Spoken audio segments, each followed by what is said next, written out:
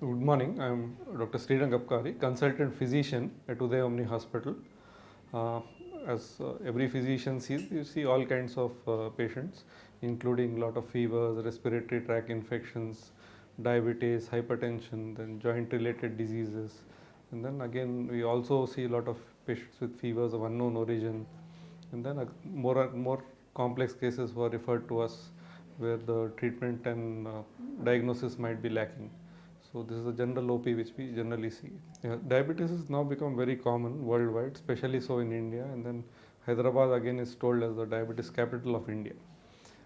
Patients presenting with diabetes are generally due to the high blood glucose levels. They can have exceeding amount of thirst.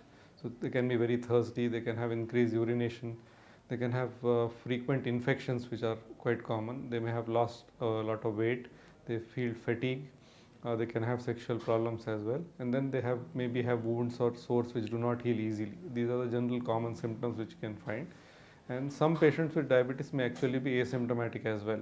If these symptoms are present and then family history of diabetes is present or person is having a lifestyle which is not very conducive or good, then we need to evaluate him for diabetes. Diabetes basically broadly speaking will be two types, type 1 diabetes and type 2 diabetes. Type 1 is generally seen in children and it is an autoimmune diabetes wherein the body itself destroys the insulin producing cells, that is the islets of pancreas within the pancreas. So what happens is that there is total loss of insulin production in the body and it is an autoimmune disease. What triggers that autoimmunity we are not sure. So there will be complete loss of insulin. Necessarily these patients have to be put on insulin. The other type is the type 2 diabetes wherein initially you might have increase or overproduction of insulin because whatever the insulin is being produced in the body is not being able to act properly. The phenomena called as insulin resistance. Over a period of time the insulin production gradually decreases and then you have a state of insulin deficiency. These are the ones generally which are seen in about younger people or middle-aged people. This is the type 2 diabetes, but exceptions are there both ways. The third type of diabetes we encounter is gestational diabetes.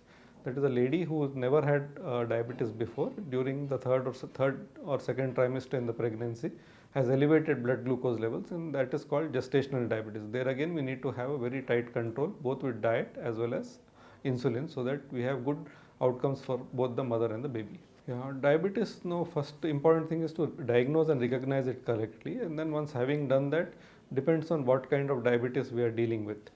So treatment can broadly be divided into two things. One is the non-pharmacological thing, that is things without giving medicines, which include lifestyle changes and also the diet. Lifestyle changes include regular exercise, about 30 to 45 minutes of aerobic exercise may include brisk walking at least 5 days a week. Weight reduction if somebody is obese, quitting smoking and alcohol consumption, and then comes the diet. Diet now plays a very important role in control of diabetes. The broadly principles of a diet will be having small frequent meals. Generally in our workout we see that whenever we get time we have a large meal and then we are not sure when we are going to eat because we are going to be busy. But generally we recommend small frequent meals and snacks at regular intervals so that the load on the pancreas actually comes down. Also complex carbohydrates are recommended so that the digestion is slowed and then the blood glucose rise after a meal is not very rapid.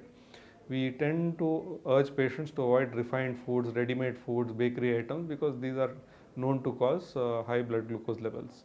Also diabetes just is a systemic disease which involves multiple organs, so it is not that only you control the blood glucose, you also need to take care of the cholesterol. So simultaneously low fat intake is actually suggested because diabetes is associated with high cholesterol levels which can have bad outcomes on your heart and brain. So this is roughly about the diet. Uh, Living in South India, most of us actually consume a lot of rice, and then we'll have to gradually change it if, to a mixed diet wherein you have a lot of curries, dal, salad, as well as small quantity of rice, and then maybe either a roti or a jawar roti, whichever can be consumed. And then it is suggested that we have a balanced diet which contains all nutrients as well as fruits also are recommended.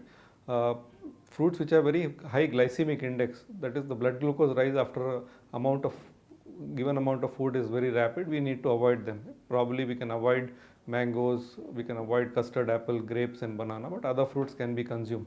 So if you have a mixture of all these, then the diet By diet alone, we can control diabetes to a great extent. Next, coming to the medications. Medications can again be divided into oral tablets as well as injections. The commonest tablet which we start patients on once they are diagnosed with diabetes is metformin. So metformin is a weight neutral tablet and also helps to improve your insulin resistance and is a very good starting tablet. Lot of newer medications have come, and if you combine different classes of medications which have different ways of controlling sugar, you can use a lower dose of them, side effects are less, as well as glucose control is there. Some patients, however, especially the type 1, will always require insulin. And then insulin, we have numerous types of insulin. You have the human insulin, you have a newer insulin analogs. Now the delivery of the insulin is also much better now. We have insulin with very fine, ultra fine needles and pens, so that taking insulin is quite easy nowadays.